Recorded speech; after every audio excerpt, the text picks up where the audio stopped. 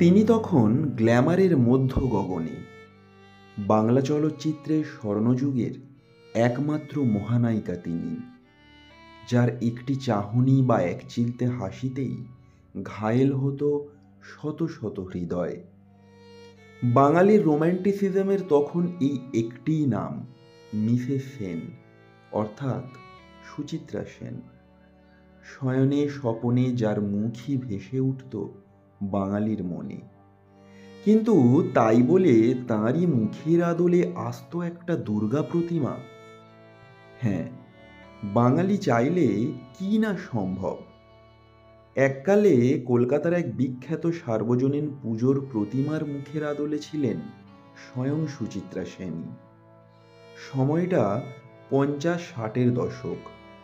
কলকাতার বিখ্যাত পুজোগুলোর মধ্যে একটি ছিল দমকলের পুজো, আর এই পুজো দেখতেই উপছে পড়ত ভিড়।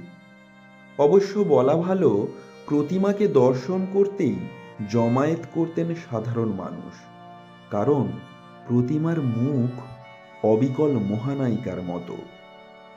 প্রতিমা শিল্পী ছিলেন শ্রী রমেশ পাল। পুজোর উদ্যোক্তা বা দর্শনার্থী সবারই দাবি ছিল একটাই, প্রতিমার মুখ হবে মিসেস সেনের মতোই। তাই সেভাবেই দেবীর মৃন্ময়ী রূপ ফুটিয়ে তুলতেন শিল্পী। প্রতিমার শাড়ি ছিল আগুন কমলা রঙের।